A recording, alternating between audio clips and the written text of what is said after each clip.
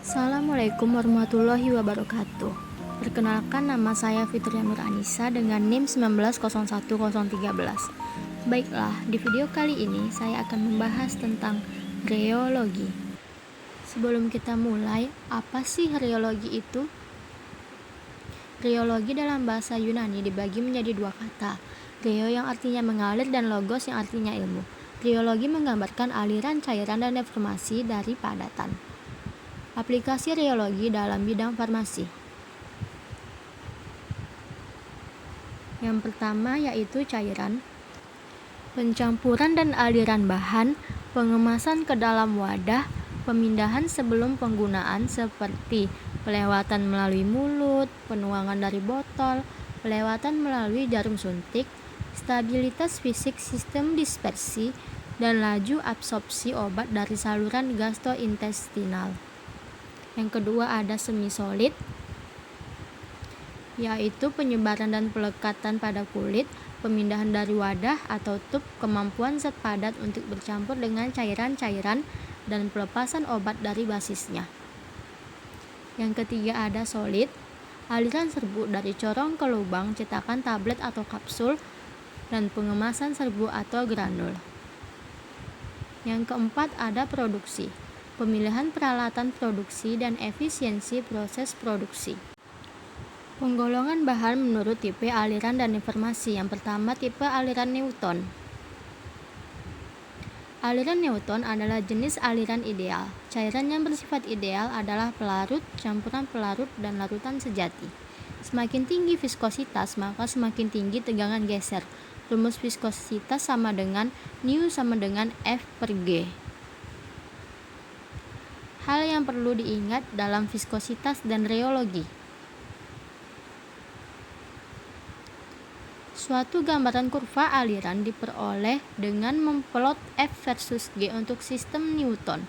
Diperoleh garis lurus yang melewati titik nol. Berikut grafik Newton. Contoh aliran Newton adalah air, gliserin, minyak, etanol, dan kloroform. Yang kedua ada tipe aliran non-Newton.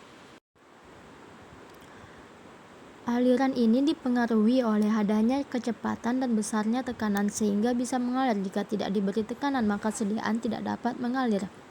Pembagiannya yang pertama yaitu time independent. Artinya tidak memerlukan waktu untuk kembali ke keadaan semula. Time independent dibagi menjadi tiga. Yang pertama ada aliran plastis, pseudoplastis, dan aliran dilatan.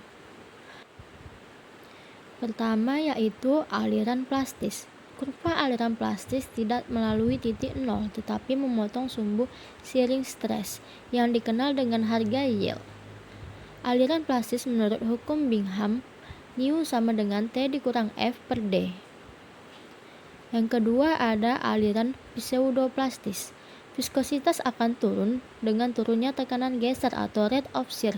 Zat yang memiliki aliran ini adalah teragakan metil selulosa dan NaCMC. Contohnya kecap atau saus tomat. Kecap atau saus tomat sebelum dikocok akan lebih susah dituangkan dari botol. Tetapi setelah dikocok, kecap ataupun saus tomat tadi mudah dituangkan dari botolnya. Yang ketiga ada aliran dilatan. Jika diberikan tekanan geser, maka viskositas akan bertambah besar. Artinya, bila dikocok, sistem akan menjadi lebih kental. Contohnya suspensi.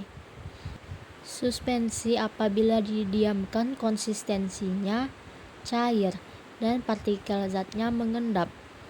Namun apabila dikocok, maka partikel zat yang mengendap tadi akan bercampur dengan pelarutnya sehingga menjadi kental. Yang kedua ada time dependent. Sifat aliran yang tergantung pada waktu atau cenderung lama untuk kembali pada keadaan semula. Terbagi menjadi tiga, ada aliran diskotropik, aliran rheopeksi, dan aliran viskoelastik. Yang pertama ada aliran diskotropik. Sistem diskotropik ini mengandung partikel asimetris yang pada keadaan diam struktur ini memberikan suatu tingkat kekuatan dan menyerupai suatu gel.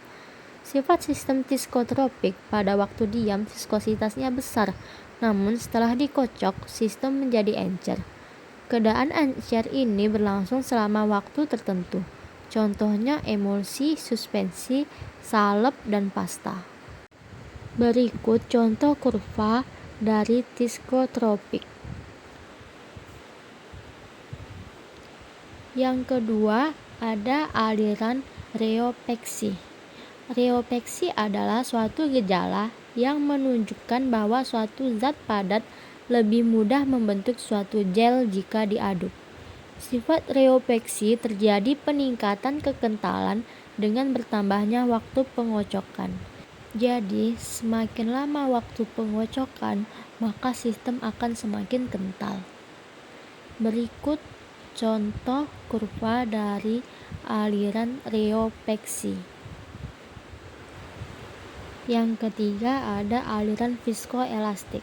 Pada aliran viskoelastik, jika diberikan tekanan di atas harga yield, maka zat akan mengalir sebagai cairan. Tetapi, bila tekanan dihilangkan, sistem tidak akan kembali secara sempurna ke keadaan semula. Sifat viskoelastik sebagai cairan kental dan sebagai benda elastik yang dapat mengalami perubahan bentuk jika diberi tekanan. Baiklah teman-teman, sekian penjelasan tentang rheologi. Semoga bermanfaat ya. Terima kasih. Assalamualaikum warahmatullahi wabarakatuh.